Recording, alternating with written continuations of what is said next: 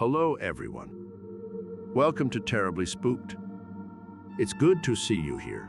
Stay a while.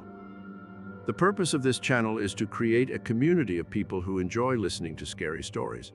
Here you will hear stories told by viewers from around the globe. If you have a scary story you would like to be featured on this channel, please submit your story to terriblyspooked@gmail.com. You can expect new content to be posted every Monday, Wednesday, and Friday at 8 p.m. Eastern Time. Don't forget to like, share, and subscribe. The story I am about to tell you happened to me about 3 years ago while I was working at my first job out of nursing school. As a new emergency room nurse, I enjoyed working with patients of all demographics, so when I was assigned to a patient who was newly released from prison, I treated him no different than I did my other patients. Let's call my patient Jack. Jack was polite and respectful when I first met him. We discussed the reason for his visit. I assessed him carefully. His condition improved within a few hours and the doctor had discharged him. I went over his discharge instructions with him before saying goodbye. The following day, about midway through my shift, I was so surprised to see Jack again as a patient with the same complaints. I assessed him again and he was discharged quite quickly.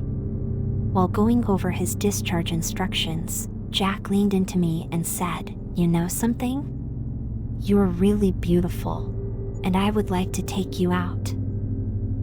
"No thank you, I'm married," I said. "I don't see a ring on your finger." There was awkward silence between us for about 3 seconds before I said, "Okay, I hope you feel better," before walking out of his room. About a week went by and I worked my regular shifts without incident, until Jack was back again, and guess who was assigned to him? Me. I couldn't believe it. I felt like I was having a bad dream. This time, Jack was visibly fine, and my assessment supported that. I knew for sure he wasn't sick this time, but as a nurse you must treat the patient's symptoms. While he was being discharged, I could feel Jack staring at me, but I tried my best not to make eye contact with him. He said, "I know I'm being discharged, but I'm not leaving until you agree to let me take you out. I'm not here because I'm sick, I'm here because I love you." I was uncomfortable during the other encounters I had with him, but this time I was scared. I couldn't believe what was happening and I froze. That is when Jack walked over to me and grabbed me by the arm and told me, "I will see you later." I didn't say anything. I walked over to the nursing station and called security to escort him from the premises.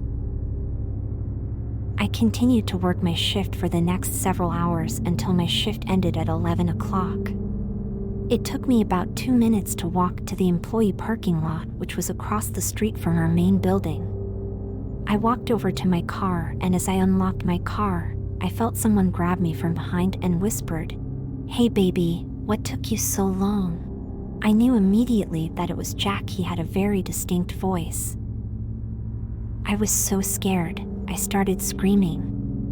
I finally broke free from him. I was able to get about 10 feet away from him, and there he was, standing in front of my car and glaring at me with a smirk on his face. "How about that date? Is tonight a good night for you?" I couldn't believe it. "You're sick, I'm calling the cops," I yelled at him. I reached into my purse for my cell phone, but as soon as I pulled it out, Jack started running towards me and knocked my phone and car keys out of my hand. He grabbed me and said, "I'm not going back to jail." I was so scared. I thought for the first time in my life, I wasn't going to make it home alive. "Please let me go," I begged him. "If I let you go, will you go on a date with me?" I told him yes, and he let me go. As soon as he let me go, one of our hospital security guards was patrolling the area and I waved to get his attention. Jack ran away as the security guard was driving towards us. The security guard asked me if I was okay, and I could barely explain what happened. He saw my phone and keys on the ground, and he stepped out of his car to pick them up.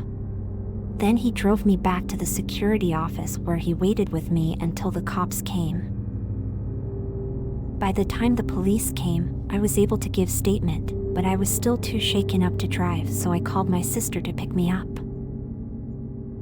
I took a few days off from work to mentally recover, and when I returned, I was still nervous that I would turn the corner and Jack would be right there, waiting for me. For the next 3 months, I had to be escorted to my car after my shift ended. I later found out that Jack had been arrested a few days after he assaulted me. He was also in violation of his parole and would be returned to prison eventually. I also found out that a few days before I met him, he had been released from prison after serving a 15-year sentence for an attempted murder of an ex-girlfriend. I can't help but wonder, if he acted so aggressively toward me in a controlled environment, how much more aggressive he would have been in a place where there are no cameras or security.